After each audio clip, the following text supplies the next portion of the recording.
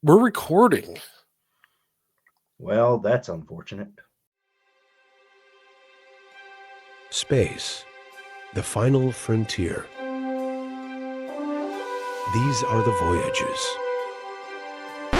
Oh, the hell with it. Let's just start the show.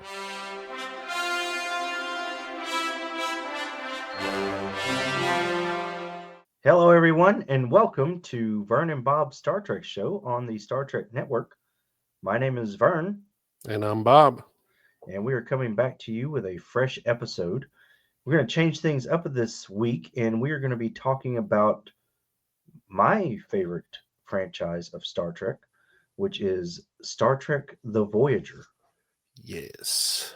And basically, Bob, we're not even going to be talking about a single episode. We're talking about the series in general, the good, the bad, the Tuvoks. Yes, and we're going to kind of get into there's two sides to this. You have the group that loves Voyager, which I'm one of. I think it's a very underrated show. I think I go through it every year.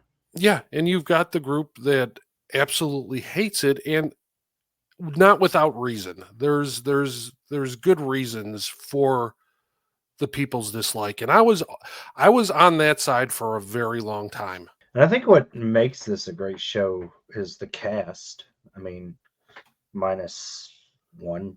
Overall, I mean, a good cast and the uncertainty of what's going on in the Delta Quadrant. Also, you've had two series already that generated out of the Alpha Quadrant, and you kind of get the gist of it. Klingons, Cardassians, Ferengi, all the Romulans. You get all the same old. But then this show allowed for newer species, 8472, to be introduced. The wonderful Kazon. I was more a Vidian guy than I was a Kazon. The Vidians, yeah. Well, one of my favorite episodes of Voyager was with a Vidian. One thing about Klingon women. Faces. We won't get into that. We've already done that episode. We've done an entire episode on that. Yeah. Check that out on our page if you'd like to know more. You of course got the Borg because they basically came from the Delta Quadrant, and then you have some returning people like Q. Got a few Q episodes. I think there was some good, some bad, some 3, and there was really just the first one with the Death Wish was probably the best one. I'll never turn down Worf's woman coming back as the female Q. Yes. You mean Dr. Solar? Yeah. Who hasn't she been? She's had quite a few roles on Star Trek. Yes, sir. So I thought we would go through some of the knocks and some of the goods and kind of talk about that. So I thought we would hit one of the knocks on the show first, and which is one of the big ones is always, and you always hear it, it's inconsistent writing. That's true, and it's kind of false. The thing I hear the most is the reset button, and what that is by there's never any consequence really for what happens to them in a previous episode. It always seems like at the start of the next episode they just hit a reset button. There's no damage to the ship. There's no fear from what they just encountered. And I kind of agree with that. It always seems like, we're back to, being fine and we're just hanging out in the mess hall and blah, blah, blah. Talk about no consequences. They didn't have any star bases that they could get repairs from. I mean, there's only so many gel packs that the system could reproduce. Well, that too, and the shuttlecrafts. Yeah. They go through at least a dozen shuttlecrafts, if not probably more. And Voyager wasn't that big of a baby. He was where were they? Yeah, where were they keeping all these shuttle? Because the shuttle bay is right off the back of the ship, and they only got the one. Yeah. So and then they built the Delta Flyer, which took away another one. Yeah. Which, I mean, that one ended up being the workhorse the last half of the series. So I guess that's kind of like their way of solving the whole, okay, we're not going to just keep dumping down these. I feel like you could get Voyager inside the captain's yacht slot on the Enterprise E. Oh, Like, was she that big? Like, was she that small? the problem. The Intrepid class was small. So I will say, in one of the things that, and we've discussed this before, most Star Trek shows, first seasons or pilot episodes, are not good. They're just really, they're not great. But I Caretaker, will say the first season of Voyager and the premiere episode Caretaker are probably two of the best. And to go along with that, Jerry Goldsmith's theme song to Voyager is easily the best theme song of all Star Trek. I love it. I will die on that hill. As much as you love Next Generation and the original and all that kind of stuff, and there's been a more increased following for Enterprise's theme song. No. I rank it Voyager, Deep Space Nine, Next Gen, original. I will say TNG isn't really high on my list because it's just kind of reworked from the motion picture. Yep. It was Jerry Goldsmith's song that he created for the motion picture, and he kind of just reworked it for the TV show. So, I mean, at least Deep Space Nine and Voyagers were more original compared to TNG. But don't come at me with Enterprise's theme song. It's been a long ride. No, it's fucking terrible. Absolute disgrace. We talk about how good the song is, and I would have been too young to remember this. How much backlash do you think there was with the opening not having a dialogue? I don't remember it. So let me just say, The song's just that good, but I started Star Trek with TNG. That's how I got introduced to Star Trek. I don't remember a whole lot of it because I was still kind of young. I remember my dad would tell me, "Hey, it's on, come watch it," and I would watch it. I didn't have like, "Oh, Tuesday night, I got to be in front of the TV because Star Trek's on." Now, I didn't get really into DS9 because, like we've talked about before, it was just on at a super weird time for being where I grew up in Chicago. It was like Saturday at like 3:00 in the afternoon.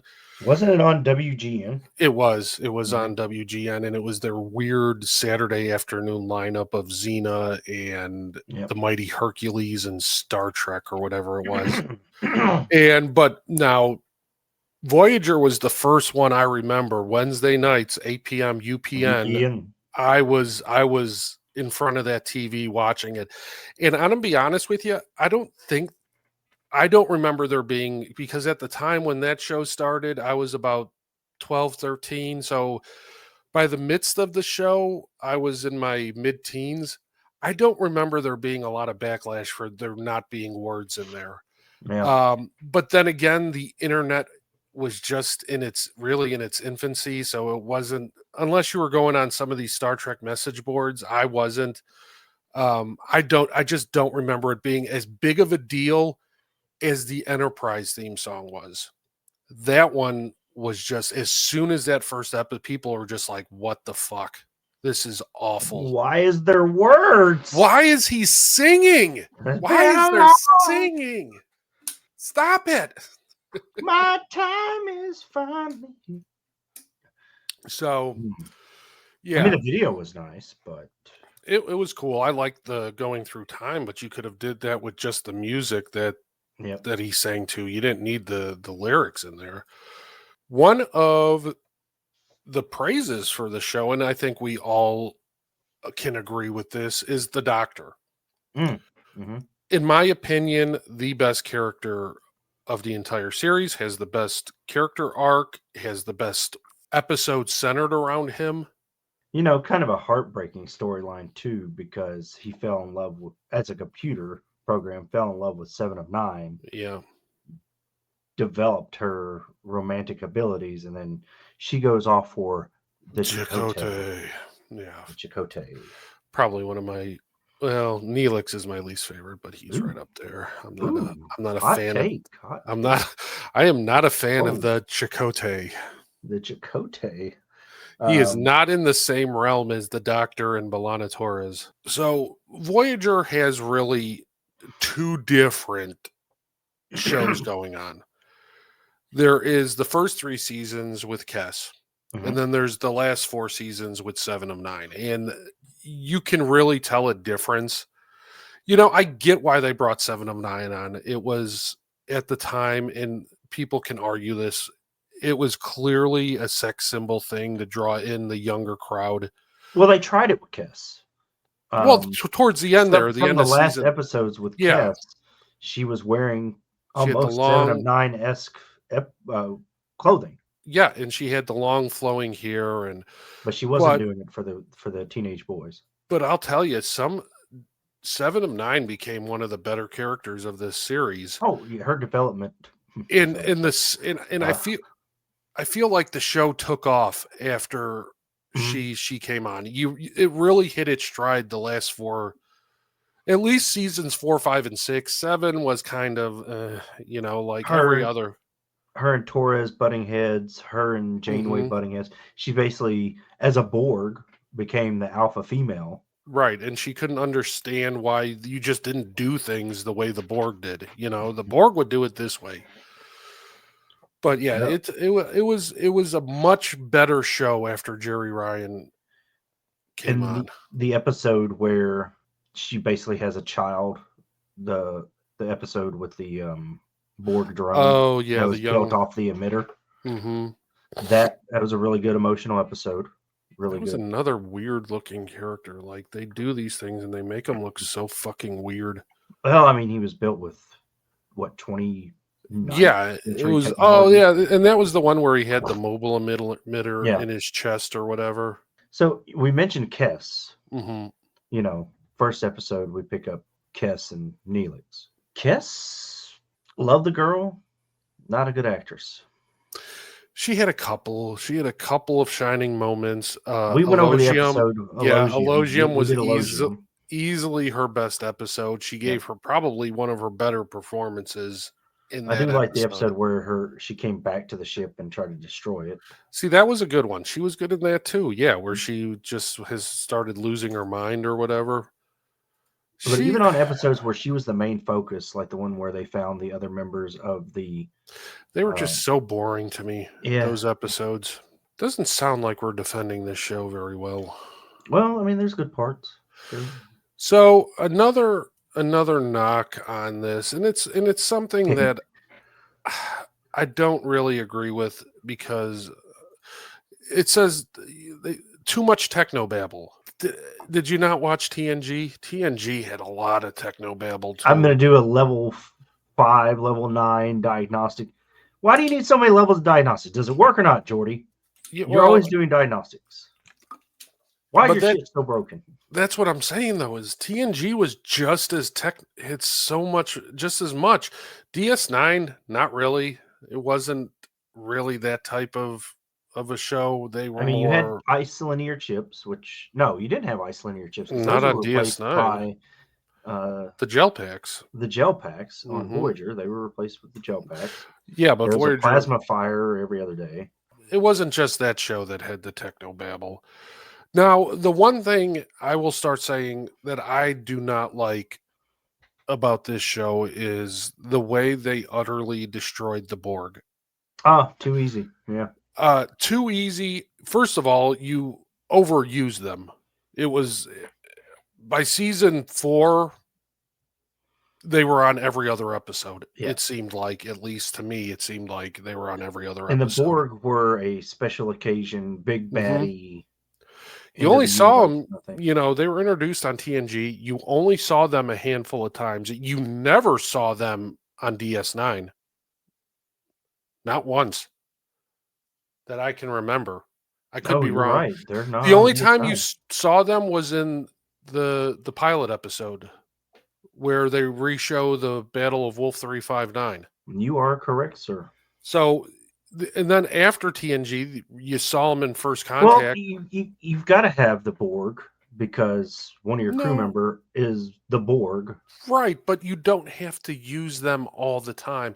We get it. You're going to be in Borg space for a long, long Mhm. time. You're going to come across them, but do you need to show them every other episode At their weakest. and absolutely destroy them every Yeah. other episode? You brought in AC species 8472, and they just you see them in that very first scene, and there's like two ships, and they fucking rip through like 3 cubes like they Mhm. were nothing.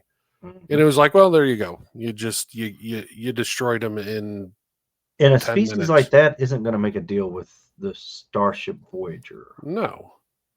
Like that's And that probably, was my other problem. that's probably the baddest species to exist next to the Q, because if they can tear the Borg like aluminum foil, nobody's in Well, their way. the Borg make this deal with Voyager, which we took painstaking time in TNG to explain that you can't deal with them. You cannot negotiate with them. No, they're going to And here assimilate we you and call are, it a day.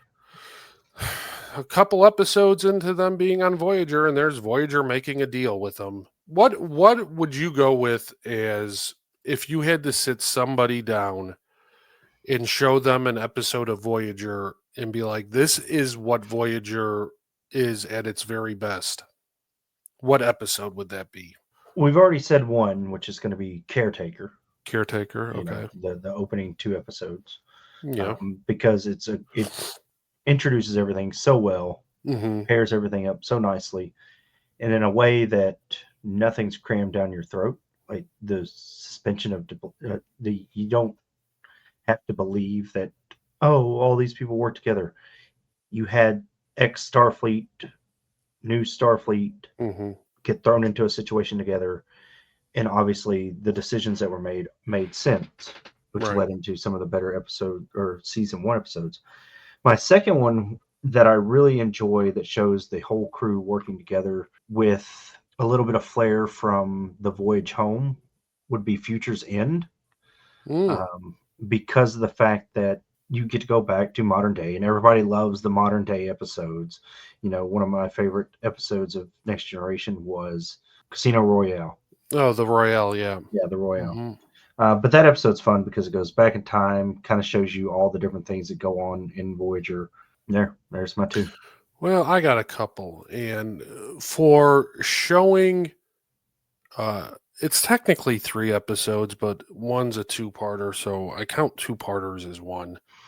To show what Voyager can be like at its ultimate best, I don't know how you can't go with Year of Hell Part 1 and 2. Okay, yeah. For the simple fact that I wish that they would have done what they originally planned on, was making that an entire season. Yeah, And it would have not been just fun. 2 episodes. That would have been if they did it as an entire season, we right now would be talking about how that was the best season of all Star Trek. Yep. The 2 episodes were amazing, but could you imagine if they stretched that and over the season you just see the damage getting worse and worse Right. to Voyager and people dying during the season, Mhm. and you're like, wait a second, they just killed off whoever, Tom Right. Paris. Are you kidding me?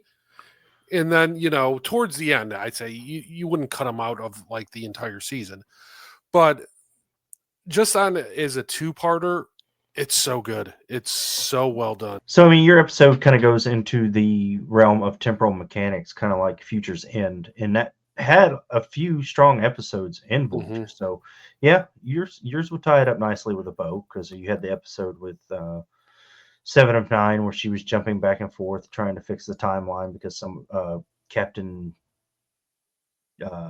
Braxton planted a bomb on the ship. Mhm. It's funny, he was sending her back to fix it, but he was the one that actually He did it, yeah. in the future. So, Right. yeah, good episode. I got one more, and this one's more of like a fun episode, kind of. It's not so much the best episode, and it's not a bad episode. If you but say Tuvix, I'm turning my camera off. no, I'm gonna go with Blink of an Eye.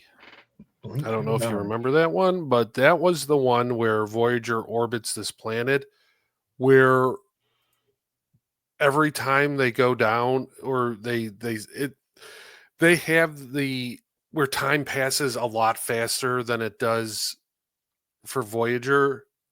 So they send the doctor down there, and by the time they get him back up, there's only so many, times you can. There's only a certain matter of time that you can go down to the planet.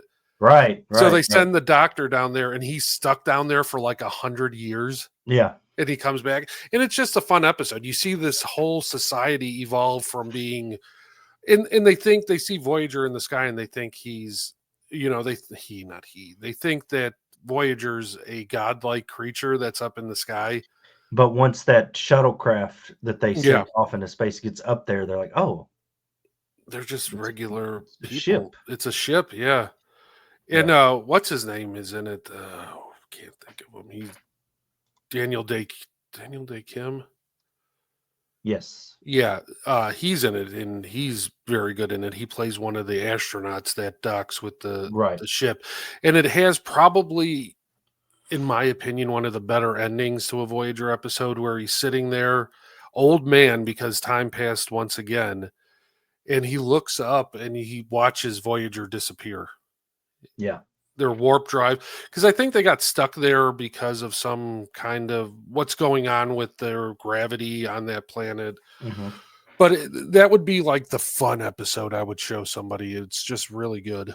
I don't think the reputation that Voyager has is fitting for it. I think a lot of people just go off of a handful of really bad episodes. To anybody out there that thinks, it's your opinion. If you thoroughly think that Voyager's that bad, you think that, I would recommend just going back and rewatching the series again. There's a lot of good, a lot of bad, but it's good. It's good. I mean, do I think it's the best series in Star Trek? No. Is it behind TNG and DS9? Yeah. In my opinion, it is. Favorite Voyager character? Oh, the Doctor. Well, Doctor / B'Elanna Torres. Two of the better story arcs of that whole series, and B'Elanna has some of the better episodes. Barge of the Dead was. That's it. That's really good. That was the one I was going for. That is probably top tier Voyager episode, top 10 easy, in my opinion. Good. Any episode they lay into her Klingon side. Oh, you even had my door just opened. That's weird. Ghosts. It's the wrong show for that to be happening. The other part of your StreamYard should be doing that. Yeah.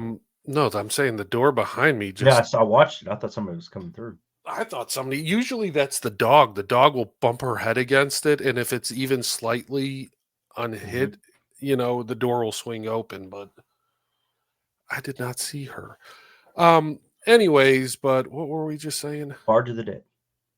And also anything B'Elanna Torres Klingon related. Oh, no. I'm talking about the episode where she finds out she's pregnant and she wants to eliminate those rich. She was willing to do all these. They have the doctor do the genome sequencing, the gene manipulation to get rid of the ridges because she doesn't want her going through what she went through growing up. And you get those cool flashbacks of her, with her human dad. But here's the inconsistency to that.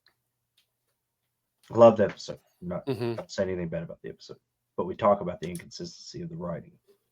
Right. Yeah. Voyager is in the Delta Quadrant. Yeah. She will never, that child, 70 years from now, will never know what B'Elanna Torres had to grow up with. Yeah, I definitely agree with that. That is because look at Naomi Wildman. Yeah, she's got this whole thing going on. Well, let's also talk about how she ages about 10 years in a matter of a year. But there's another bit of writing faux pas. Recast very quickly. Yeah, very quickly. God, talk about. And then they decide to put her and Neelix together, and it just became the most annoying tandem in the history of television. She was good with Seven in the She was episode good that with Seven was Seven. going through all her personalities that she assimilated. Yeah, but then you put her with Neelix, and then it's just like, oh my fucking god, Flounder again. What was the episode with the water person and the fire? Flounder, yeah, Flounder? yeah. Thank you. No, so what's your character, your favorite character, and don't you say the Chakotay? Definitely not the Chakotay. Not the Chakotay. No. I love Janeway, Yeah. and it was a bold choice to go with a female captain. Um, She was the second choice, if you recall. yeah, she was not the original. If you watch the clips from The that original was not it. oh my god, that was terrible. That show would have been canceled after about. But it's 4 so much episodes. fun watching those clips from that episode because you had everybody else still being them. The same, and it just you watch that and you're just like, oh yes, thank God that they went with.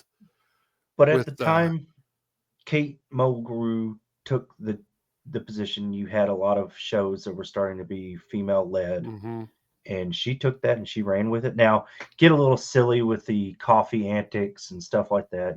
Coffee. And well, that was early. That was that first season where they. That was like the focal point of like one of the episodes was her coffee. She needed. There's coffee in that nebula. But my other character, and I cannot believe I'm gonna say this, Tom Paris. I can't believe you said that too. I mean, I like Nicholas Locano as much as the next man. I don't know. I guess it's between Tom and B'Elanna. I like both their arcs. She basically matured him in a way. Oh, 100%. I feel like she threatened to kill him if he. Yeah. Who was it that obsessed over the holodeck girl? It was Tuvok. Who was the other person? He was trying to admit that he wasn't obsessed with her. Oh, Harry Kim, wasn't Harry it? Kim. Yeah, that was when they had the beach resort or whatever, and that was running all the time. Favorite guest star? Ooh, we got everybody. I have mine, and it is Michael McKean played Fear in The Thaw, which is just a creepy one of my favorite episodes.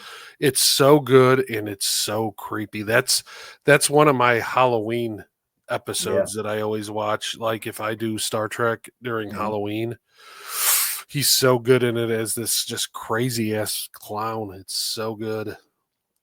Who is yours, Vern? So, I mean, you got so many people that you could choose from. God, they had a lot. Yeah, I did not, and I'll admit this going into this, which I'll have to find this episode because this may be my new favorite one because we realized that Lori Petty was in the series. Oh, that is such a good episode. I gotta find that episode to watch it because I did not know that, and I had the biggest crush on her from Free Willy. Oh man, A League of Their Own.